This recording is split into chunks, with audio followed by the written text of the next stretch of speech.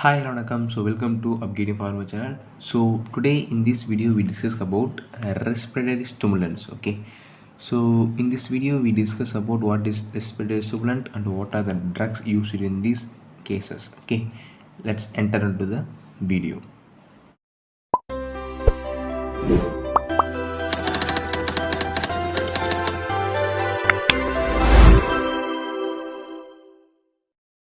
So first respiratory stimulants, which means respiratory. So when the respiratory will come down, so these agents will improve or stimulate the respiration. Okay.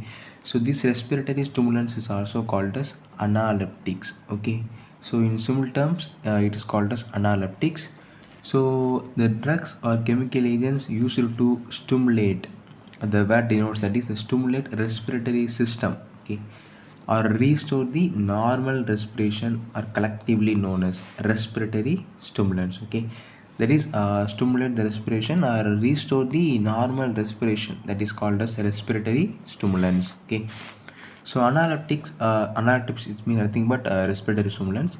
So stimulate the CNS, particularly respiratory center. Okay, so analeptics are act on the CNS, especially on respiratory center. Okay, so large doses they produces generalized convulsion. Okay, so convulsion which means seizure. Okay, so when large doses are provided, it produces the convulsions. So that is side effects of the analeptics. Okay, because it act on the CNS, so it excites the neurons present in the CNS.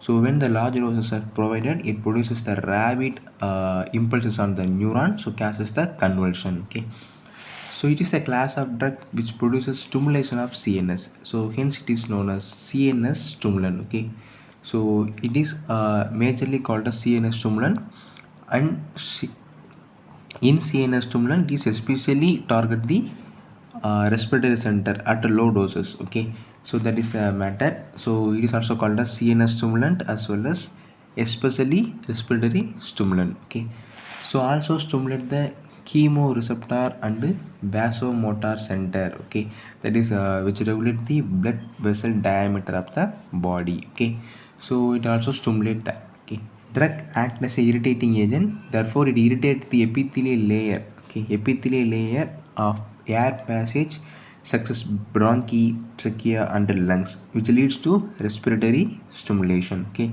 so the drug act by irritating the layer of the air passage, that is bronchi, trachea. Okay, so that the neurons or cells in that air passage will get stimulated, so that the respiration will get induced. Okay, that is the mechanism of actions of the analeptics. Okay, so these are the general introductions about respiratory stimulants.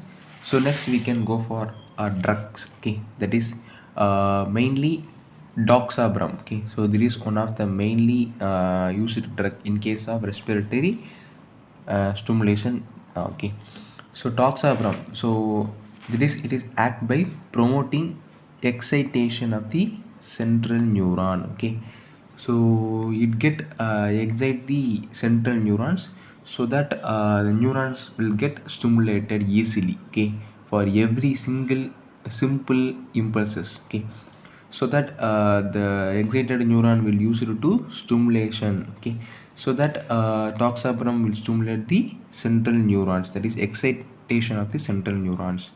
So at low doses it is more selective for respiratory center. Okay, so we also discussed that at low doses it is act as a respiratory center stimulant.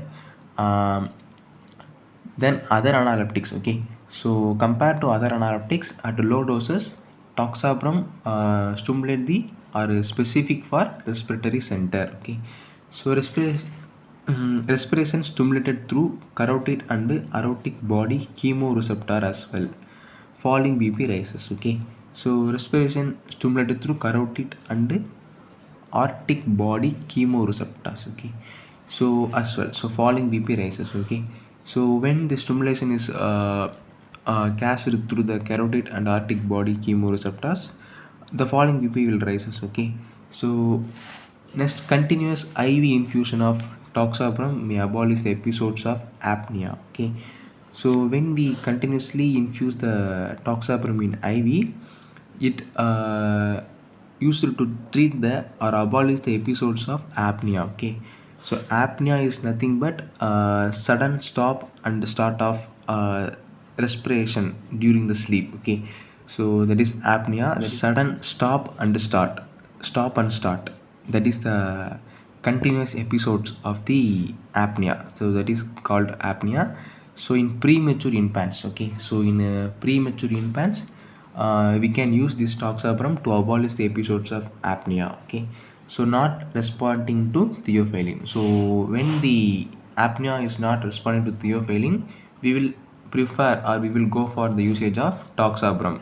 So in IV infusion, it causes or it will abolish the episodes of apnea. Okay, so these are the toxaparum uses, okay, and mechanism of action. So next, that is dose. Okay, so dose of toxaparum, that is 40 to 80 mg IM or IV. So IM, which means intramuscular or intravenous. Okay, so that is dose, that is 40 to 80 mg. So caropram, that is brand name of toxaparum, 20 mg per ml in 5 ml ampules. Okay, so in 5 ml ampules, 20 mg per ml will be present. Okay, that is ampules. Okay, that is toxaparum. So next, that is usage of toxaparum. So toxaparum has also been used as temporary measure to correct the acute respiratory insufficiency in patients with the COPD. Okay, so apart from the usage in apnea, so it is also used in case of acute respiratory insufficiency in case of COPD, that is coronary obstructive pulmonary disease. So example, that is in case of asthma, it is used to increase or used to stimulate the respiration. Okay, so it is an acute treatment. So these are the toxaparum and its uses. Okay, so next, adverse reactions of toxaparum includes so vomiting, hypertension, tachycardia. So hypertension and tachycardia are both are interrelated. So arrhythmias is muscle twitchings, tremors and convulsions. Okay, so convulsions is produced when it's are given or provided in higher doses. Okay, so we also discussed that. So these are the adverse reactions of toxaparum. Okay, so next, that is caffeine. Okay, so caffeine is not a specific CNS or respiratory stimulant. So it is a CNS stimulant. Okay, but it is not a specific usually in the case of respiratory stimulation. So but it's also slightly stimulated. Okay, so there is mechanism of action, that is methyl xanthines. So we know that so caffeine, that is methyl xanthines, so promotes cyclic AMP.